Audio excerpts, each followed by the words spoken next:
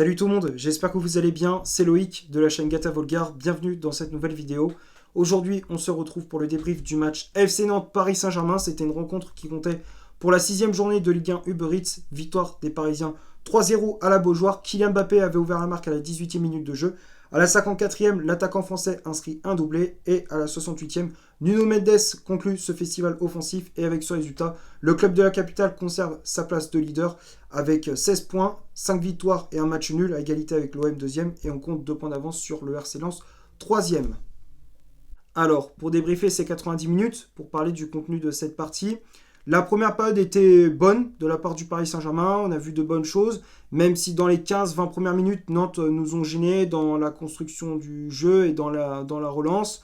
Ils ont mis un pressing assez haut, ils avaient mis de l'intensité, de l'agressivité, et puis ils se sont créés des occasions avec Ludovic Blas ou encore Moutou Samy. Heureusement pour nous, ça manquait de précision dans la finition, et heureusement qu'on avait aussi un bon Donnarumma. On a répliqué avec Danilo ou encore Mbappé. Malheureusement, on était tombé sur un très bon Alban Lafont. Puis après, au fur et à mesure du match, on est monté en puissance. Et puis, on ouvre le score à la 18e minute de jeu grâce à Kylian Mbappé. Sur une récupération de balle de Pablo Sarabia au milieu de terrain, l'Espagnol qui sert Messi dans l'axe. L'accélération de la Pulga fait la différence. Il décale à gauche Kylian Mbappé. Il prend le temps de contrôler le ballon et puis d'enchaîner avec une frappe enroulée. Pleine lucarne, Alban Lafont est battu. 1-0. Le PSG qui prend l'avantage. En plus, il y a le fait de jeu de ce match, enfin ce qui fait le tournant de cette partie, c'est l'expulsion de Fabio, le défenseur brésilien de Nantes qui est expulsé suite à sa grosse faute, sa grosse semelle sur Vitinha. Alors espérons que Vitinha, il était sorti sur blessure derrière, espérons que c'est pas trop grave parce qu'il lui a mis quand même une sacrée semelle. Carton rouge mérité, ça il n'y a pas de débat, le rouge est mérité, grosse semelle, il n'y a rien à dire. Donc Nantes se retrouve à 10, ce qui nous facilite les choses. Même on essaye de mettre le deuxième mais on n'y arrive pas. Donc à la mi-temps 1-0 pour Paris. La deuxième période, Nantes qui essaye d'égaliser avec Ludovic Blas également, mais sans vraiment inquiéter Donnarumma. Ils ont eu des occasions, mais sans vraiment inquiéter la défense parisienne. Et puis à la 54e, Mbappé qui fait le break sur un service encore une fois de Messi. On prend les mêmes et on recommence. Messi passeur, Mbappé buteur. L'action, c'est Mbappé qui avait le ballon à l'entrée de la surface. Il voulait faire une passe en profondeur pour Messi. La passe était trop longue, mais la Pulga a pu récupérer au second poteau et donc servir Mbappé au point de pénalty, entre le point de pénalty et le premier poteau, c'est ce que je voulais dire. Et donc, du coup, ça fait 2-0. C'est un but qui est pas mal non plus. 2-0, et puis après, Galtier fait tourner l'effectif parce qu'il sait que on contrôle le match tranquille. Il n'y a pas de souci. Nantes n'y arrivait plus. Au fur et à mesure de la rencontre, ils ont lâché. Physiquement, ils étaient cuits. Et puis à la 68e, but de Nuno Mendes avec l'entrée en jeu de Neymar qui était sur l'action du but de Mendes. Sa frappe du Brésilien tape le poteau de Lafont et puis ça revient dans les pieds du latéral portugais qui prend le temps de contrôler avant de fusiller le gardien nantais. Une frappe puissante. Alors légèrement déviée par le défenseur nantais, mais bon, ça rentre quand même. 3-0 et puis là c'était plié, hein. On a fait tourner le ballon et tout, donc voilà, donc, victoire 3-0, c'est cool, on enchaîne avec encore une fois les 3 points. Maintenant on va passer au 11 de départ aligné par Christophe Galtier pour ce match. 3-5-2, on ne change pas de schéma tactique. Donnarumma dans les buts, Kimpembe, Marquinhos et Danilo pour former la défense à 3. Marquinhos qui avait le brassard de capitaine. Le milieu de terrain c'était Verratti, Vitinha. Léo Messi en numéro 10, les pistons Hakimi à droite, Juan Bernat à gauche, et le duo d'attaque, c'était Pablo Sarabia associé à Kylian Mbappé.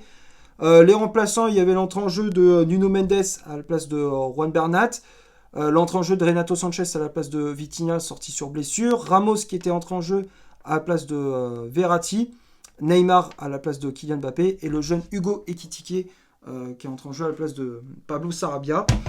Le 11 de départ, je pense que ce ne sera pas le 11 qui sera mis en place pour le match contre la Juve en Ligue des Champions, Car oui, mercredi, c'est le retour de la Champions League pour ceux qui ne le savaient pas, mais je pense que tout le monde le sait que c'est le retour de la Champions League, là, cette semaine là, qui va arriver. On affronte la Juve et je pense que il faudra, si Vitinha n'est pas là, là, pour moi, si Vitinha est indisponible pour le match contre la Juve, il faudra mettre Danilo. Là, c'est clair, tu ne pourras pas mettre Renato Sanchez aux côtés de Verratti, on l'a bien vu là contre Nantes. Là, il est rentré en jeu à la place de Vitinha, mais il n'a pas fait, pour moi, au milieu de terrain, il s'est fait énormément bouger. Alors techniquement, c'est propre, mais il fait de bonnes passes, il fait des différences, tout ça, mais physiquement, pour mettre de l'impact physique, il n'est pas là. Donc c'est pour ça, si Vitinha n'est pas là, il faudra mettre Danilo, quoi. Danilo au milieu de terrain, et puis tu remets Ramos dans cette défense à 3 ou Moukile, n'importe. Mais en tout cas, il faudra mettre, si Vitinha n'est pas là, faut mettre Danilo. Et puis, après, pour en venir face à Nantes, il a fait, c'est une équipe assez remaniée. Les remplaçants, les titulaires d'habitude, les cadres, on va dire, il les a laissés sur le banc. C'est pas plus mal. Comme ça, tout le monde est à 100% pour le match de Ligue des Champions. On va parler maintenant des stats de cette rencontre. On va commencer par le FC Nantes. 41% de possession de balle, un corner, 8 tirs au total, dont une frappe cadrée, un hors-jeu signalé. Et côté parisien, 59% de possession de balle, 7 corners, 12 tirs au total, dont 7 tirs cadrés, un hors-jeu signalé. Donc quand on regarde les stats, la possession de balle était en faveur du PSG. C'est un peu logique, hein, Paris qui a pris le contrôle du jeu, c'est eux qui faisaient le jeu. Nantes qui au début nous gênait, mais après au fur et à mesure, lorsqu'ils ont eu le premier but d'Mbappé et le carton rouge, ils étaient plus méfiants, donc du coup ils voulaient éviter de se prendre, les Nantais voulaient éviter une valise, une correction, donc ils ont fait bloc bas, et donc ils ont eu beaucoup moins la possession du ballon. Et en termes d'occasion, c'était plus en première période dans leur temps fort où ils en avaient eu le plus d'occasions. Et la seule frappe cadrée, je crois que c'était Ludovic Blas en deuxième période. Donc ça a manqué de précision dans le dernier geste. Et côté parisien, écoute, ils ont fait la différence et en étant plus précis devant le but. Maintenant, les tops et les flops. Pour moi, il n'y a pas de flop. Tout le monde a été bon, à part si peut-être Renato Sanchez, que je mettrais dans les flops. Son entrée en jeu est un peu décevante. Il a perdu quelques ballons. Alors, comme je disais, techniquement, c'est un très bon joueur, hein. Il fait des différences, tout ça. Il donne des bons ballons, mais c'est juste que physiquement, il tient pas la route, quoi. Enfin, c'est dans le sens où il se fait bouger. Il est, dans les impacts physiques, il n'est pas là. C'est le seul Parisien qui pour moi a été un peu décevant, mais sinon quasiment tout le monde a été bon. Donnarumma a fait un bon match, même si dans la relance au pied il a toujours du mal, mais on va dire qu'il a fait quand même des arrêts, il a fait quand même quelques arrêts. La défense très solide, surtout Danilo, mention spéciale pour Danilo qui a fait un très gros match, encore une fois, qui a été très solide, les relances propres, l'agressivité. Non, Danilo qui a fait un bon match, faut le dire, hein.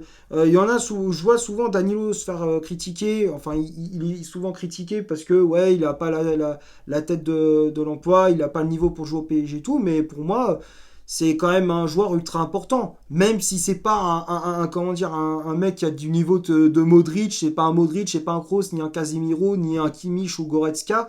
C'est quand même un très bon joueur, quoi. Danilo, c'est quand même un très bon joueur, il est quand même très important dans cet effectif.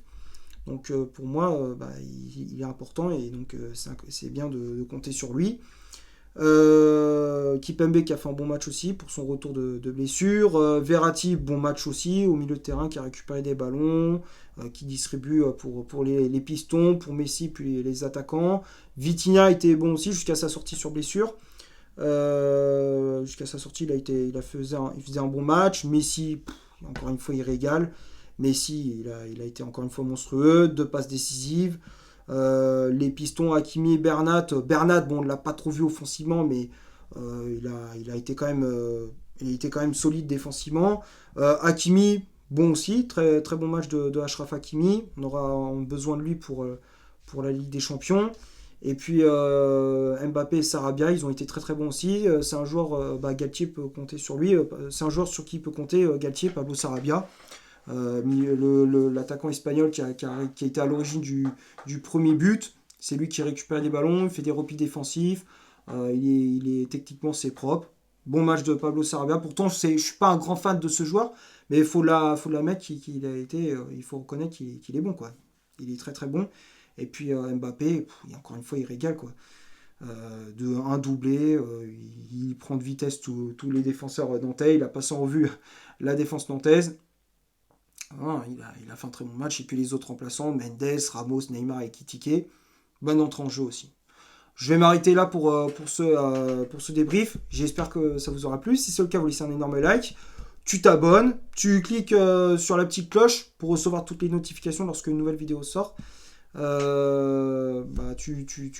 t'abonnes, tu partages si tu veux. Tu me dis en commentaire ce que tu as pensé de ce match et de mon débrief aussi, ce que tu en as pensé. Et puis n'hésite pas à faire un tour sur mon compte Instagram. Le lien est dans la description. Tu connais la chanson. Et d'ici là, portez-vous bien. On se retrouve pour un prochain débrief.